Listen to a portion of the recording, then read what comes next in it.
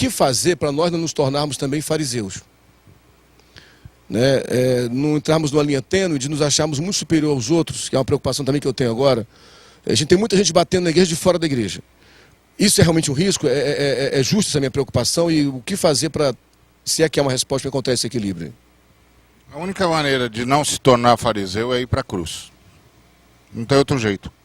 Se tudo que você fala fica só no discurso, você vira fariseu. Não tem saída.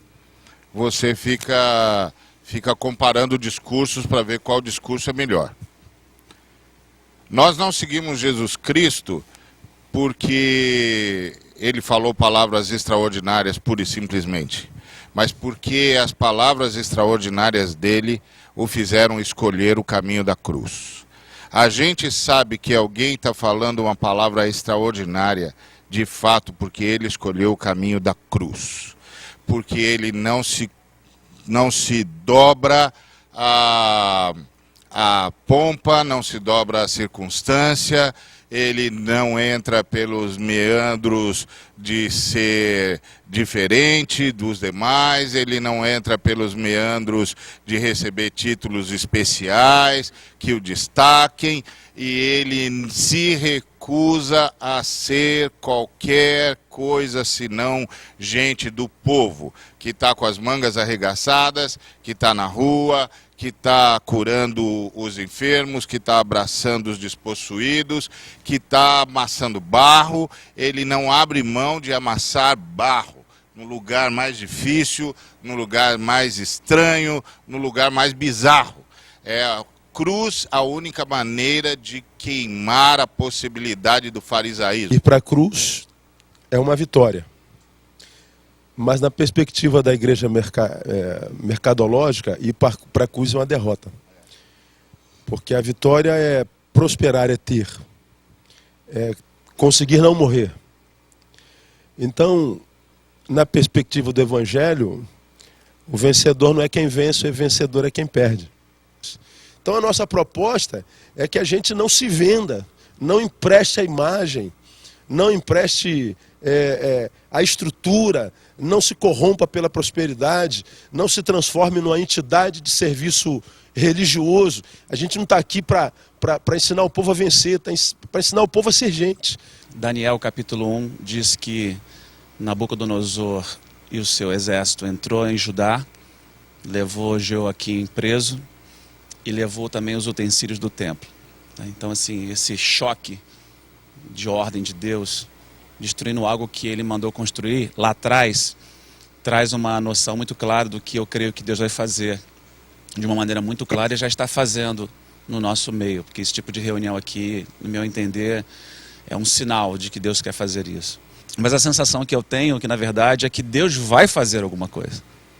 Porque senão eu perco a minha fé, pego o meu saco, a minha viola e vou viver longe de um Deus que parece que na verdade nunca existiu. Deus vai fazer alguma coisa. Eu creio sim. Creio no novo céu e nova terra.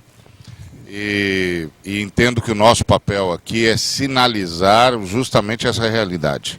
Que Jesus vem para renovar todas as coisas.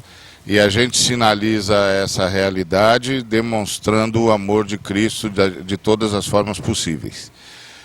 Nós não nos movemos para solucionar os problemas da humanidade. Nós nos movemos para demonstrar à humanidade onde os seus problemas são solucionados. Eu fico me perguntando por que eu sou sempre o super-homem e nunca o Lex Luthor. Por que eu sou sempre o Batman e nunca o Charada?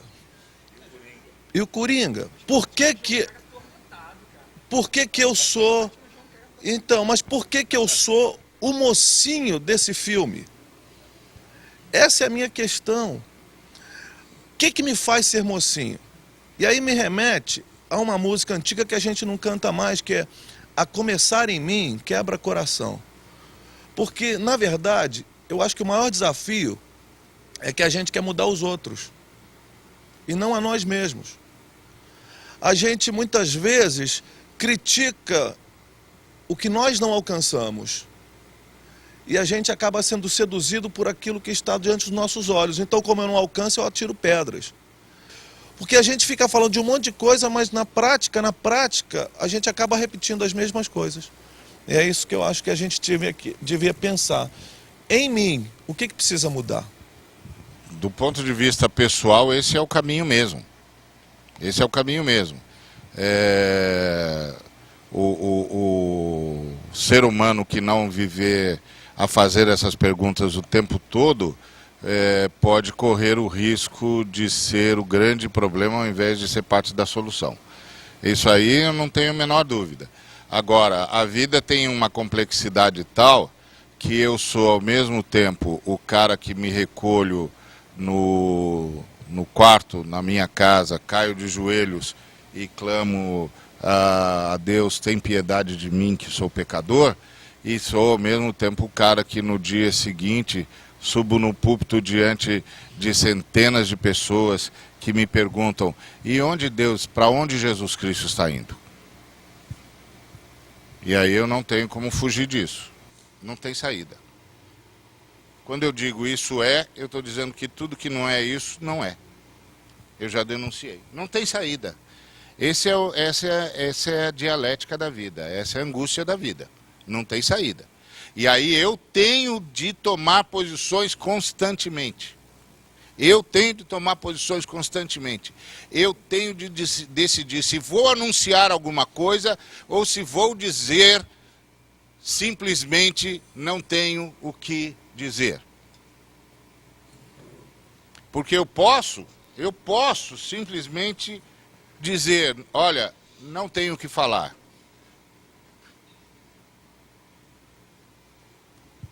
Ok?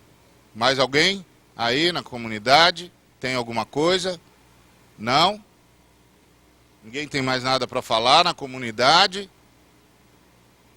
Deus não falou? Deus não disse nada? Não? Bom, então, boa noite. A gente se encontra outra vez. Quem sabe da próxima dê certo. Eu muitas vezes gostaria de poder fazer isso. Mas eu fico me perguntando, se você não tem nenhum elemento ao que apresentar como elementos de reconhecimento do caminho, então o que você tem? Queria só trazer uma contribuição assim, de algo que eu tenho vivido. Estou vivendo fora do país há 14 anos já, moro na América e vivi 4 anos numa área totalmente americanizada, bem americano, cultura americana, onde basicamente a única família de fala portuguesa era apenas 2 casais, eu e mais uma outra família. Então eu sei o que é viver totalmente dentro da cultura americana. E hoje eu moro em Nova York, que é tudo menos América. Porque hoje, de uma certa forma, nominalmente falando, na América, o Evangelho entrou. E o Evangelho se apoderou da América. Mas a América está vivendo hoje o período pós-Evangelho, pós-cristão. A igreja brasileira, por exemplo, hoje na América, pelo menos na área que eu vivo, ainda é uma igreja de gueto. Totalmente de gueto. E eu estou entendendo que cada vez mais, eu estou aprendendo mais com as crianças no dia a dia do que com os grandes teólogos na América. Bom, como disse o pastor Valmir, que uma criança nos conduza. E Jesus Cristo disse isso mesmo, que era para voltar a ser criança. E talvez esse seja o grande desafio. Uma igreja que quer o poder no Brasil precisa aprender a servir como as crianças. Que Deus nos abençoe.